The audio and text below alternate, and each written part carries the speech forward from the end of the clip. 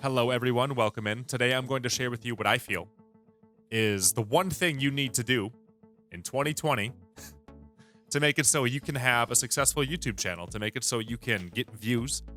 This could be if you're brand new. And in fact, I feel like this is what you have to do if you're brand new. Or it could also be if you're kind of sitting there in a place where you've been doing content for a while, but you have a creator's block and you're not really sure what to do next. And then after we talk about what that thing is, I'm going to show you examples of what I mean and how it's literally everywhere and is the driving trend of almost every single YouTube video across every genre. And then I'm going to tell you how I feel you can replicate it. Okay?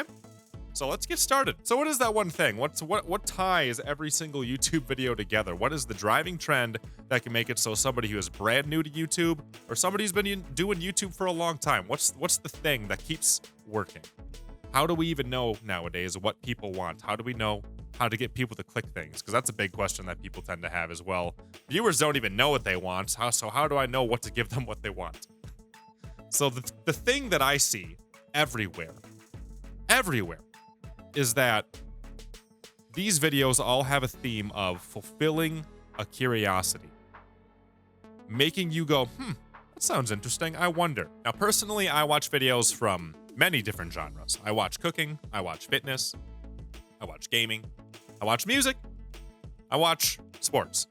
I watch a whole lot of stuff. So you're gonna see here in my recommendations, pretty wild variation of content. But what you'll see across all of these is taking something that I'm already familiar with and then answering a question in that area. So what I really love, I mean, I could go into any of these, but one thing I really love as somebody who's done a lot of gaming content is this right here. Let's Player's reaction to meeting Box Cutter Girl. So who cares who Box Cutter Girl is, right? We'll talk into how something as niche as Home Sweet Home, the video game, can make it so you still get a ton of views. So what I love about these guys is they saw an opportunity. They knew that there was an audience of people who watch Let's Players. And they know that a big reason why people watch Let's Players is for the reactions. And what they did was they took that idea and they parsed it down. Because part of what you will notice with gaming content is it doesn't do as well as it used to. At least not in the form that it used to be presented. YouTube in 2020 is not the same as YouTube in 2016, and YouTube in 2016 was not the same as it was in 2013. Back in the day, it used to be you could upload 30 parts of like a Half-Life mod, and each thing could be 10 minutes long, and you could do great things with that idea. And things have changed a lot. Nowadays, if you were to try to do that, that's a lot of fluff, and it's a lot of stuff to keep up with. Some channels can get away with it, but I don't think you're going to get away with it if you're starting out fresh. Those are channels that have created audiences over the decade, honestly. I don't think you can walk into YouTube now and do something with that type of old form type of content. But what these guys did, I don't know when they started popping up, but what I really love about them is they took that, something that they knew in their niche, and they took the best parts of it and they started answering questions. What happens if you do this in this game? What happens if you do this in this game? So Resident Evil, probably Five Nights at Freddy's, Home Sweet Home. Who cares about Home Sweet Home? That they are able to answer a question over and over again across a bunch of different video games, which allows them to keep creating content. And now you see that in here with this Let's Player's reaction to Box Cutter Girl, but you'll see it across all sorts of stuff. This is what happens when you start exercising. Can I make Friday into a good song? All of these, everything you're going to see here just about is, well, what happens if you do this? It's about what do people want to see, and you need to figure out what people want to see. So something that can kind of help you figure out what people want to see. Let's say you're just totally blocked. How do I even start doing that? How do I make that idea happen? This is something I learned in college, so about time I'm actually using that college degree. Is that you don't have to think of creativity as something that is for creative people. People who just live that type of lifestyle and can just come up with things off the top of their head. Creativity is not something that has to be willy-nilly. It could be something that is a system. It could be something that you systematically create. And I'll give you an example. Now, if we were to talk about a channel that I feel does it just about better than anybody, it would be Good Mythical Morning. Let me bring these guys up. So they're going through like their top 5 moments right now, but usually what they do when they're in season is they have content that is, will it hot chocolate or will it ramen, or they have all sorts of shows that they do on their channel. And it's all about, well, what if I do this with this? So like microwaved versus oven baked, or can we find the name brand? Honestly, they do such a good job of making creativity. So with that idea, how do you start taking what you are good at, what you're capable of creating, and mixing it in a way where you can reach people and also keep creating content? I can almost guarantee you that right now, something like Star Wars could be applied to anything. And it's super popular right now when it's trending, and you can take something that has such a mass appeal to so many different people and pull them into another area. So let's say you can cook, let's say you can bake, let's say you can make cookies or cupcakes or, I don't know, something in the microwave. You can take Star Wars and apply it to a bunch of different food ideas. And you can take specific things about Star Wars and apply it to a bunch of different ideas. So let's just take Star Wars as a general thing. You can apply it to, well, how can I make a cake out of that? Let's say I want to make a stormtrooper helmet, or let's say I want to make cupcakes, or let's say I want to make cool looking bagels, or let's say I want to do there's so many different things you can do with food. And then let's say you do something that does really well. Like let's say your cake does really well. Let's say you make a stormtrooper cake.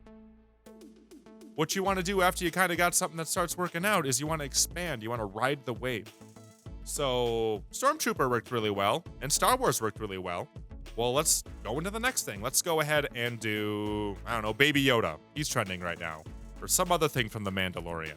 Or let's take something with, I don't know, one of the main characters from the new movie. I haven't watched it yet, sorry. I think another really good example of a channel that does this, which really popped up a couple years ago at this point, I think, was, what was it? Hydraulic Press channel? They took that idea and they just started smashing stuff. They just started smashing all different things because you're like, what happens if I smash this, or this, or this, or this, or this? And then they would go ahead and smash things that became current events at a certain point. And that's how you can start tying something that you're capable of doing. In this case, they're really good at crushing things. And then you can start crushing things that other people would be thinking about. And then that's how you start showing up and recommended.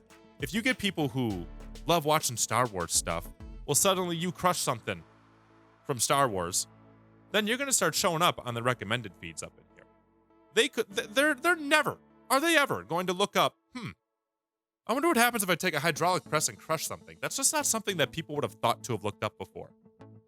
But if you go ahead and you start branching out into other areas of interest for people, that's how you can start pulling people into your channel.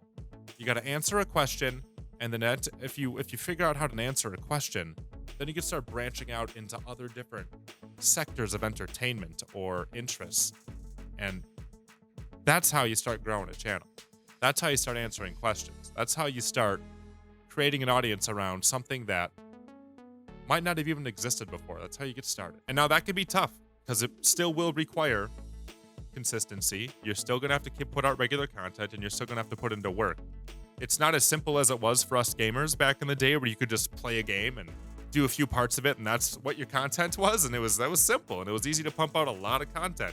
People are more picky nowadays. Who cares if you're playing this video game or this video game? We already have our people that play video games. It can't be what it is anymore. It has to be something else. It has to be answering a question. And you'll see that in gaming, where I went ahead and I took 50,000 units of this and I put them up against one of these or something like that. Or I took my Sims and I stranded them in a pool for 12 hours. This is what happened, like that type of thing. You're starting to see more of that type of content. Because again, it's answering questions. It's making people be curious and then wanting to see the result. Okay? Well, this is my talking head video. This is my thought that was going through my head at 7 in the morning on the last day of the decade. And you'll see the same type of concept even on my channel. You'll see it where I did my Telltale stuff. I do have my Telltale playthroughs where I just play through the video, where I play through the game. But you know what does tremendously better?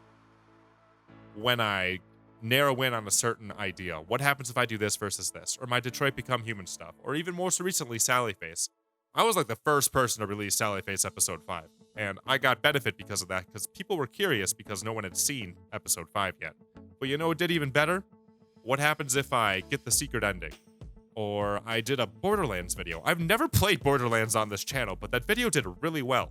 And it's because I was fulfilling a need of what happens if I do this, this, and this in that game to make my character really strong. You gotta answer a question nowadays. You gotta give people a reason. You gotta figure out what they want, and what they want is something that they didn't know before. So, with that principle, I hope it helps you out. And again, it's just my opinion. It's just what I notice. I recommend getting a bunch of opinions if you are starting out in 2020 as a YouTuber. And I hope it helps you out. So thank you so much. I hope you guys have a good day. Celebrate your new year here. Welcome in the roaring 20s. And then my self-plug is I stream every single day on twitch.tv/SwingPoynt. We'll be doing a streaming party today. You can always catch me over there. Link will be in the description. We stream every single day around 7 p.m. Eastern. Sometimes earlier, sometimes later. And then I'll see you guys in the next video that we do around here.